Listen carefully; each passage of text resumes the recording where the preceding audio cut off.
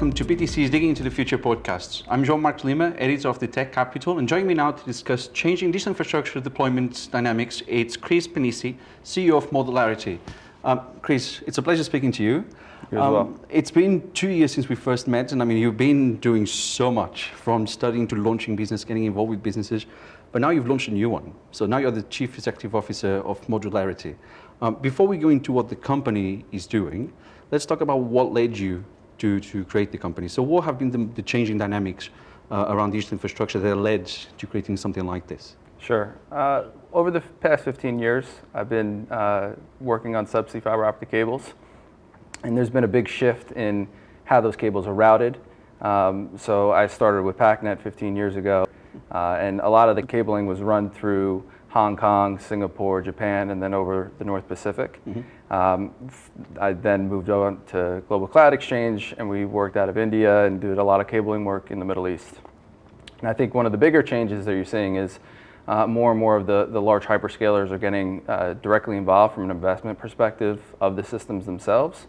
More on the trunk routes, but I think what's also happening is there's a lot more capillarity. So what I mean by that is the traditional markets such as Singapore, Tokyo, mainland US are still critical from a cloud, a hyperscale perspective, but more and more you're starting to see cables that are announced into the South Pacific, into Southeast Asia, into different parts of the Middle East, and into Africa. And I think that's probably one of the biggest changes that's happening in our industry right now. Yeah. I guess the servicing of the Southern Hemisphere, the emerging markets, is quite an exciting period. And there's a lot of opportunities there. Well, I mean, there's a huge population density in these markets, right? And you can't just serve them out of Singapore anymore, or out of Dubai, or out of Marseille. You know, I think there's a need to actually push them more and more closer to the edge and closer to where those eyeballs actually reside. So I laugh because everyone, when we bring the edge up, we have to say, like, what do you mean by edge? So let's get that out of the way. Well, what's edge for you? For me, you know, everyone talks about edge, and again, it's a cliche term that can have a lot of different meanings. But for me, I think it's where you're putting, where the ISPs are meeting different subsea cables, fiber optic networks, and where it's network-centric, internet exchange points, and a lot more density in terms of where traffic is residing. Okay, so you painted a picture on why we move towards more modular deployments. So talk us through modularity. What's been the work done so far? Well, to take a step back, over the past few years, I've been designing cable landing stations and edge data centers in the Pacific. And one of the biggest factors that I've seen is time to market and construction costs. And unfortunately, in emerging markets, it's just very inefficient to build with traditional methods that we're used to in the Western Hemisphere. So what I come to the realization is that prefabricating modular data centers and landing stations off-site and sending them to emerging markets is a much more cost-effective way of operating these facilities from a time to market, from a costing perspective, ensuring that it's a clean network. I think there's a lot of advantages of prefabricating. I was going to ask, because it's interesting that you're manufacturing the hardware in the US, because usually people go for, let's call it, more cost-efficient locations like India, some Southeastern Asian countries. Why start in the US? Why manufacturing in the US and then shipping it out to the countries where you could produce it cheaper? I think it's a fair point. You know, this is very skilled labor. I think to actually manufacture these and to deploy them correctly, they are critical infrastructure, and you want, you know, electricians and people that really know how to install these systems correctly at the onset. It also, from a sourcing and supply chain perspective, makes a lot of sense to in-house that in the United States and then ship it all in one shot.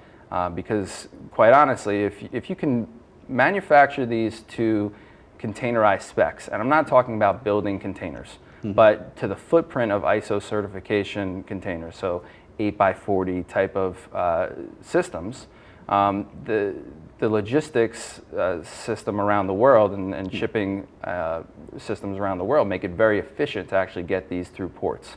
So I think it really reduces and kind of makes it an even playing field in that sense. Okay.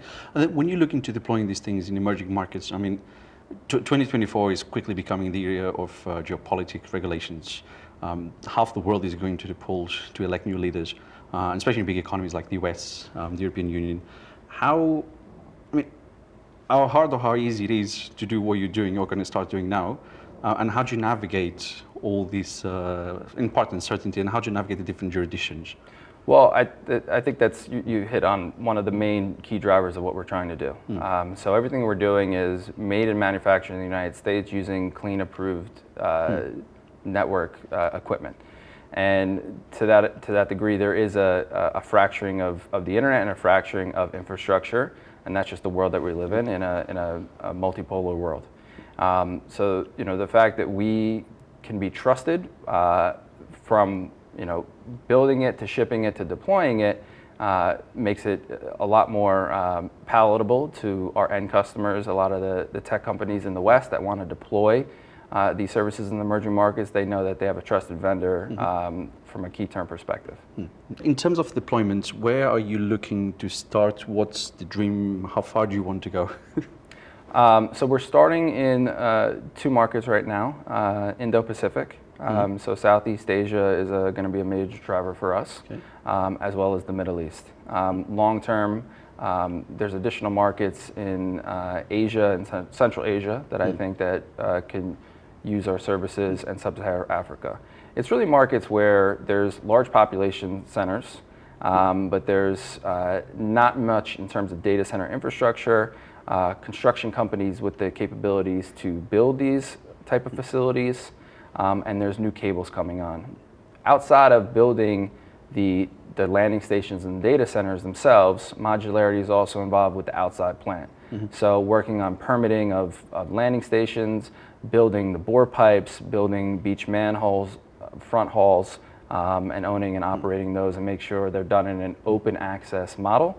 I also, at the layer 3 level, we're also building internet exchange points to open peering in these markets as well. So really to bring the US tech companies directly to the end users in their respective markets. Building modularity in modular levels is usually a bit more sustainable because you can build as you go and not over-deploy resources. Correct. But what are you as a business doing in terms of sustainability? Where do you outsource the materials? What's your sustainability strategy for the business? Well, like you said, I think just by prefabricating, there's a lot of sustainable, and you're cutting out a lot of concrete and a lot of inefficiencies by doing traditional stick builds.